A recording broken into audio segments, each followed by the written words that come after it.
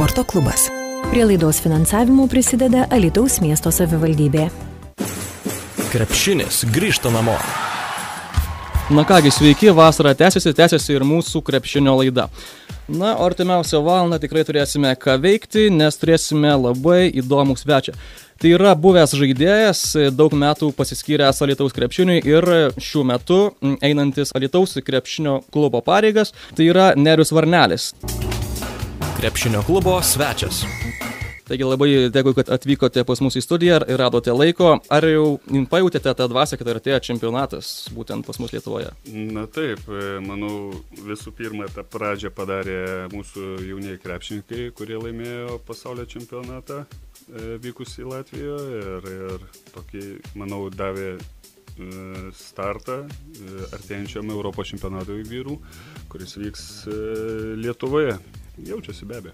Taip, jūs pats, ką šiuo metu veikite, juk vasara, turbūt pats laikas važiuoti į atostogas, ar jūs esate šiuo metu užsiėmęs su tais reikalais, kurie yra su jūsų klubu susiję? Na, atvirai pasakysiu, kad šiemet dar neteko atostogauti, bet, aišku, randu laisvo laiko, nuvykstu prie vandens telkinio ir pažiūrėjau, sakykime, tokiu būdu bandau atsipalaiduoti, bet vėlgi didžiąją dalį tai praleidžiu, aišku, darbovietėje, tai turiu minėję, dirbu su Alytaus krepšinio klubu. Darbo, aišku, nėra šiandieną tiek labai daug, bet vis tiek reikia truputėlį darbuotis ir kažkokius tai reikalus spręsti. Būtent vakar buvo tokia kaip ir naujiena, kad mes visgi būsime LKL čempionate sekančiais metais, tačiau esame priversti palikti šią lygą ir keltis žemiau. Kaip vertinate, aišku, kad tai bus neįdomu, turbūt visi mes čia likti norėjome LKL čempionate. Be abejo, ta naujiena, sakykime, kuri vakar buvo paskelbta, Palangos klubas rado vis dėlto salę ir kurie atitinka Lietuvos krepšinio lygos standartus. Tai man nebuvo naujiena, sakykime, kaip aš ir jos tikėjausi, bet kuriuo atveju, kaip ir žinia, ar jie būtų radę ar neradę tą salę, mes privalėjome dar įvykdyti vieną iš tokių nesvarbių dalykų, susimokėti dar papildomai 350 000 startinį mokestį LKL lygai, kad galėtume dalyvauti 2011-2012 metų LKL krepšinio sezone. Nepaslaptis, klubas išgyvena ne pačius geriausius finansinius laikus. Periodas jau tęsiasi ganėtinai ilgai, tai tie papildomi 350 000, tai bet kuriuo atveju buvo ir būtų akmuo po kaklu ir eitume į dugną, kai sakoma.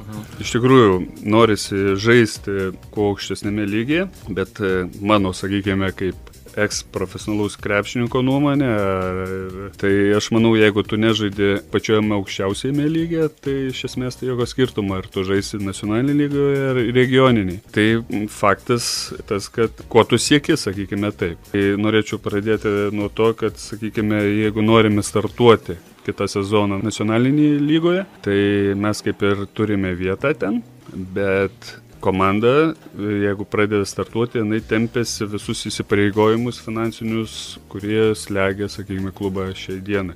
Aš manau, kad tai būtų labai didelis krūvis klubui. Iš esmės, tada manyčiau šiai dienai, kad mes tik tai galėtume sustartuoti, o iš esmės nieko nepasiektume.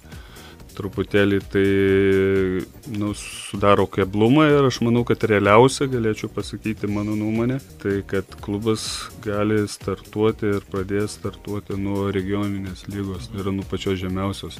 Galima, nepaslaptis, galime paskaičiuoti, sakykime, LKL, jeigu mes norime startuoti kitą metą, tai reikia 350 startinis, įsiskolimai klubo, irgi galima skaičiuoti 100 000 ir startas, sakykime, surinkti biudžetą kitam sezonui, tai manau, taip reikėtų kažkur taip apie 1,5 milijono. Nacionalinėje lygoje, kad kitą metą startuoti įsipareigojimai klubo su esančiais kreditoriais ir surinkti biudžetą, kuris atitiktų nacionalinės lygos lyderiaujančių komandų biudžetus, tai manau irgi reikėtų apie kažkur tai 1 milijono litų. Labai dideli pinigai. Trečias variantas, tai kaip pats sakau, regioninė lyga, tikrai netokie dideli pinigai, plus tai būtų kažkoks tai startas padarytas naujos struktūros sukūrimui Alytaus krepšiniui. Tai turiu minėję pagrindinę komandą, dublerių komanda ir, aišku, bendradarbiavimas su sporto mokykla ir sujungimas visos tos sistemos kaip piramidė. Taip, tai būtų turbūt pats geriausias variantas šiuo metu, kad viską pradėti vėlgi iš naujo ir burti tą visą iš naujo sistemą. Tačiau gerai, mes žaisime RKL čempionate ir kas už mūsų žais. Ar tai bus iš pernai žaidėjai, tai bus iš užsienio žaidėjai, kas tai bus per komandą? Čia, kaip sakoma, dar mes kalbame tik šakėmis ant vandens, nes kadangi mes neturime patvirtinto biudžeto kitiems metams, bet aišku norėtųsi, kad ta idėja būtų įgyvendinta. Komanda sudarytų iš esmės būtų remtasi pagrindė Alytaus miesto krepšininkais išaugintais. Tai, sakykime, Rytis Adomaitis, aš su juo jau perkalbėjau, Ignas Sinkevičius norėtų tobulintis čia, Karalius Cinkevičius, kuris yra žaidęs žemesnėse lygose, bet tikrai būtų didelis ir stiprus ramstis mūsų klubui. Aurimas Mileišis, kuris yra žaidęs kažkada tai už Alytaus komandą ir profesionaliai ir buvo tikrai aukšto lygio žaidėjas, bet sustabdė jo karjeros kilimą traumą. Galbūt ir man pačiam tektų apsirengti, sakykime, sportinę aprangą ir išbėgti aikštelę. Aišku, aš norėčiau tai daryti, bet kol kas, pirmi tokie variantai. Jeigu startuot regione, jį be abejo laimėti ir aš manau, kad su ta sudėtim, kurią aš išvardinau pirminė, tai tikrai įmanoma.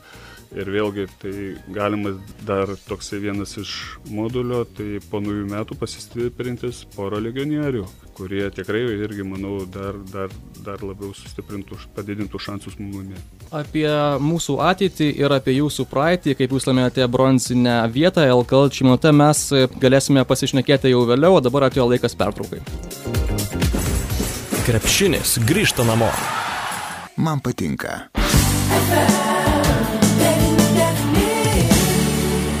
FM 99. Krepšinio klubo svečias. Taigi mes grįžtame eterį su Krepšinio klubo svečiu. Primenu, šiandien jis yra Nerijus Varnelis. Taigi, jeigu norite užduoti klausimą, taip pat galite tai padaryti, skambinami į studiją telefonu 77711.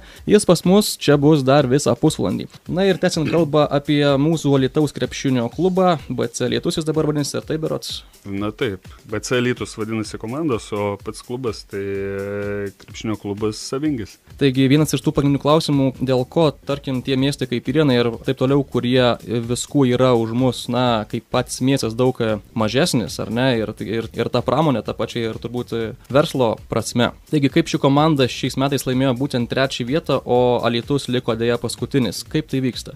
Viskas aišku, Prienai visiems deklaruoja, kad praeitą sezoną, tai turiu omenyje 2010-2011 metų sezone jie turėjo biudžetą beros tik 700 000, bet jie neskleidė pagrindinės kortos. Turiu omenyje tą, kad pavyzdžiui, pas juos šįmet žaidė labai daug žaidėjų paskolintų iš Žalgirio klubo, kurie turi kontraktą galiojantį su krepšinio klubu Žalgiris ir yra tikrai aukšto lygio žaidėjai, kurie atitinka tikrai pačius geriausius ir didžiausius standartus Lietuvos krepšinio lygoje. Ir Prienam tik tai reikia mokėti nuo tos sumos dabartinės, sakykime, rinkos tik tai 30%. Tai matot, kiek iš tikrųjų galima paskaičiuoti, kiek tų pinigėlių susitaupė jiem.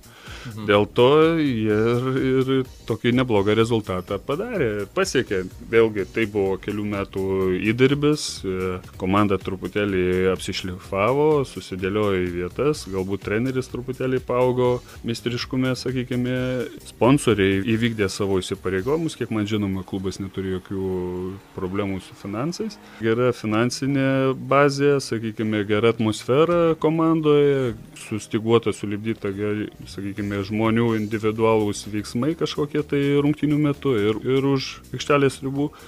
Tai manau, tai vienas iš pagrindinių ir priežasčių, kodėl klubas pasiekė 3. vietą.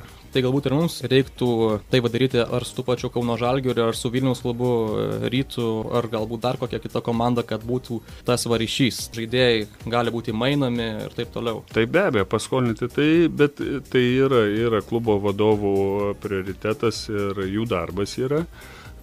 Kurie turi atlikti tą darbą ir tiesiog eiti į kontaktą su tais klubais grandais jiem kažką tai pasiūlyti už tai, kad jie galėtų paskolinti tuos žaidėjus, būtent atstovauti, sakykime, kad šiuo atveju Alytaus klubą žaisti už Alytaus miestas. Ar tai bus? Aš tikiuosi, be abejo tikiuosi, nes vis dėlto mes nesame tiek pajėgus, turiu omeny miestą, kad galėtų 100% apmokėti aukšto lygio žaidėjim algas, sakykime, tos dienos ar to sezono rinkos kainas, tai be abejo nenori kažkokį rasti kažkokį kompromisą ir dirbti tuo klausimu. Bet aišku, įmanoma, plus tikrai neblogai yra santykiai tiek su Ryto vadovais, tiek su Žalgirio.